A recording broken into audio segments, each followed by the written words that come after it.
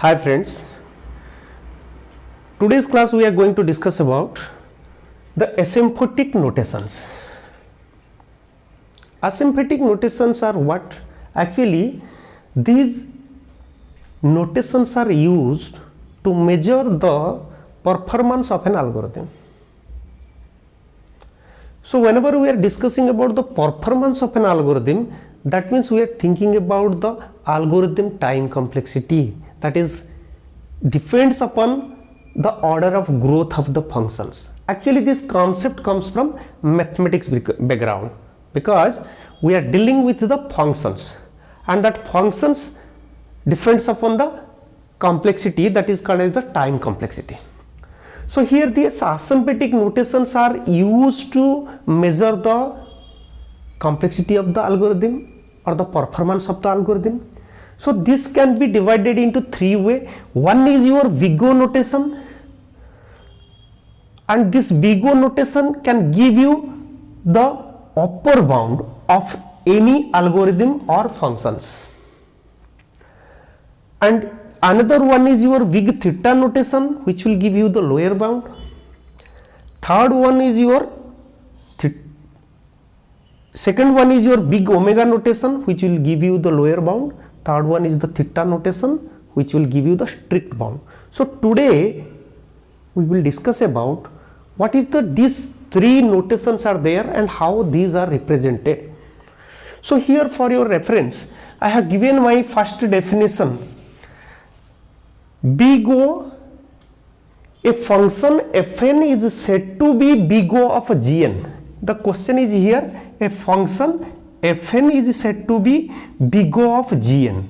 At what circumstances?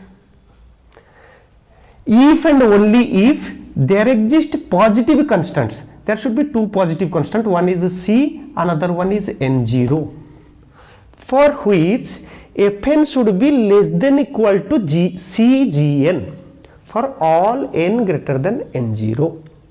Now you can say that little bit confused, what is fn should be less than equal to c0. So suppose I will take one example. My example is here, suppose fn is equal to 2n plus 3. So if you will take this fn is equal to 2n plus 3, it will be less than equal to whom? You can say it will be less than equal to, suppose, 10n. It is correct for all n greater than equal to 1, or 0 also you can take, that is depends upon you, that is no problem at all. We are not giving much more priority on that. So here this will be your c and this will be your fn and this will be your gn.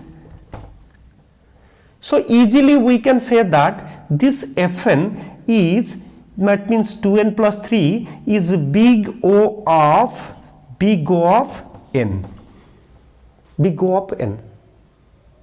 That is correct. But now you can say, I will give you a simple example. Suppose you buy a book, your friend asked, what is the cost of these books? You said it is less than 1 lakh. That is also correct. Suppose your cost is taking 600 only, but you said that it is less than 1 lakh. That is correct. If you said that it is less than 50,000, that is correct. But which one is the most correct? That is, it is less than 700 or 1000. That is more appropriate. That means whenever you are giving the upper bound, you should have to give the strictly upper bound. That is, from that it is less than. So that is why here I have mentioned that I have taken one example, that is suppose 10n. If you will take it 8n, it is also correct. So if you will take these as 3n plus 2 is equal to less than equal to 4n. Is it correct for n is equal to 1? No. So that means here it is violated. So you can take it as a 5n. It is Correct. So here this is the strictly upper bound for this function fn, which is called as 2n plus 3. So if it is a strictly upper bound, now this n is coming under which class? It is coming under, here I have given the growth of the function, you can check it. First 1, then log n less than equal to root n, less than equal to n, less than equal to n log n, less than equal to n square, n cube. This is pure mathematics, what I have written here, the hierarchy. You should have to remember this. So whenever my n comes under this class, then this side all are greater than me. Now as you have said already, this big O of 2n plus 3, which is fn, is said to be also big O of n, and here you have written 5n. For 5n it is correct. You said that for 5n it is correct, for 10n also it is correct, for 20n is also it is correct, 100n also it is correct. So if it is for bigger value of this n it is correct, then here for this fn you said that this fn is equal to 2n plus 3, 2n plus 3 is equal to big O of n. It is correct as you have analyzed it. Now from n, these are the bigger value. N log n is greater than n, n square is also greater than n. So easily you can say that this fn is also big O of n square. It is also correct.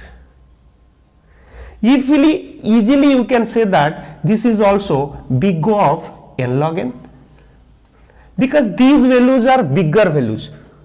Example already I have given. Suppose I am asking what is the book of my a book you have bought and what is the cost of that book.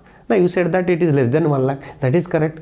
Less than 50,000, that is correct. Less than 100, less than 1000, that is also correct. If your book is suppose 600, less than 700 also correct. So here you have given a strictly bound. After that whatever increasing value, that are only correct.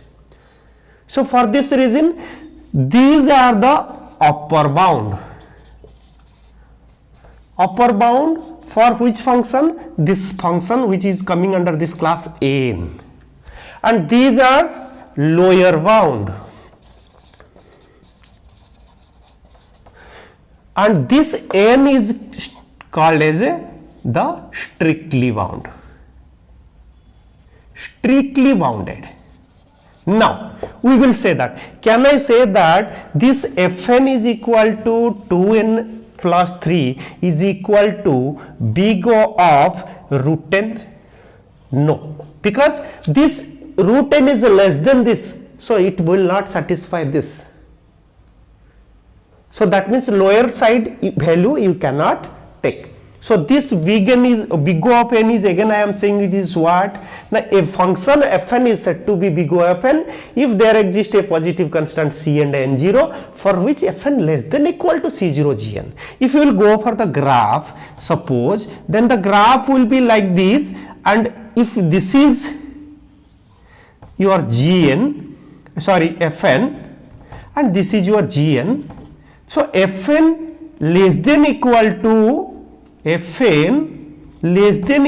for certain value, suppose this is your c value, and from this onwards fn is less than equal to gn. So this is the graph for big O of n. Understand my point? Now same definition we will go for big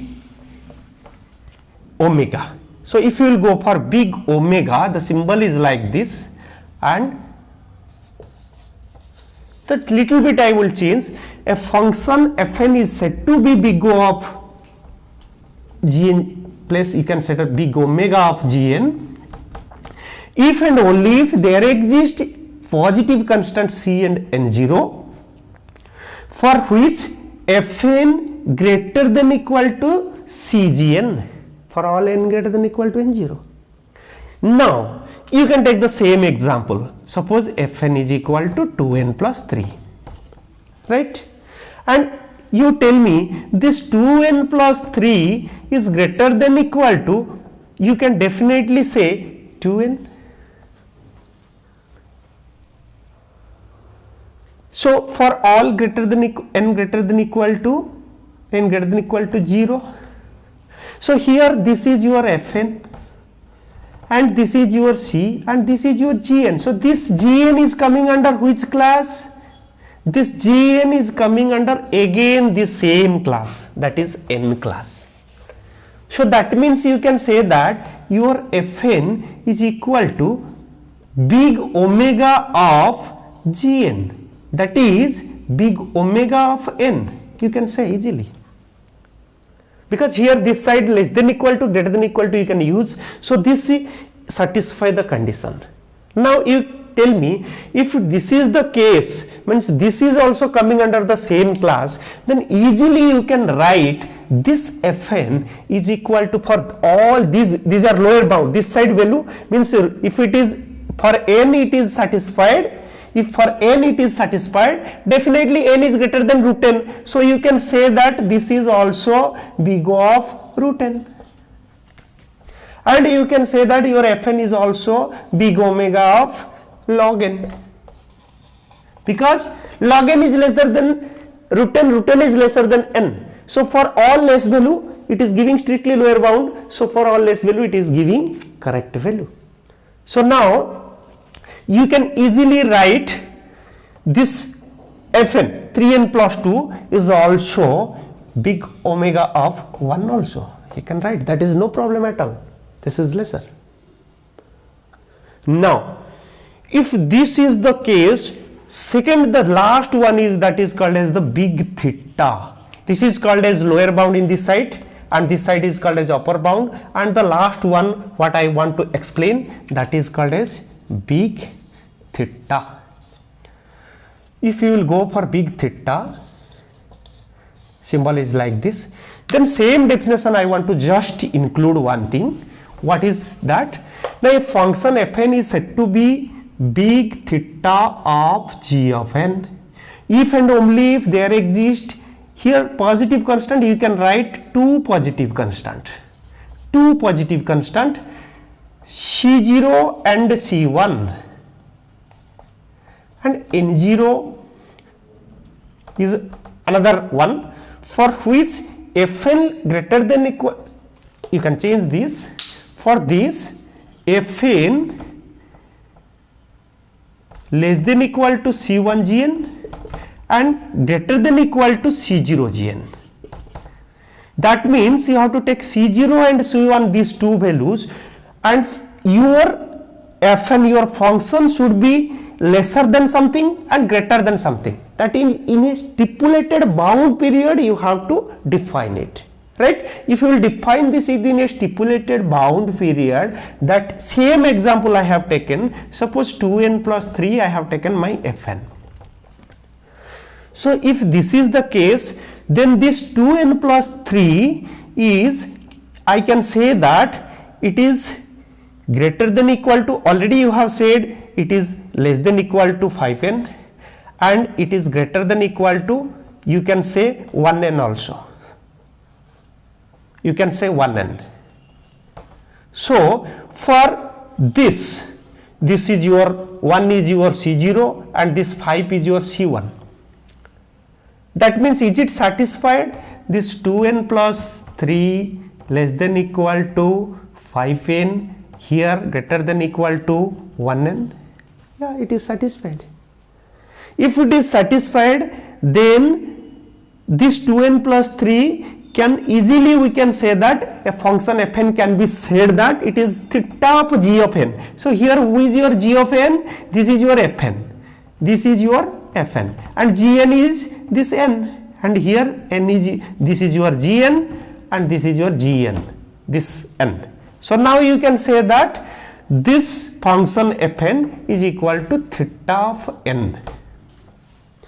That is strictly bound. That means in between this range it will be fixed. Now come to this n, which is in which class it is? This is also in this class. That means you can say that your Fn is equal to, your Fn is equal to 2n plus 3, that is equal to theta of n. Now another important thing is, can you say that this is theta of n and this is equal to theta of n log n? Theta of n log n? No.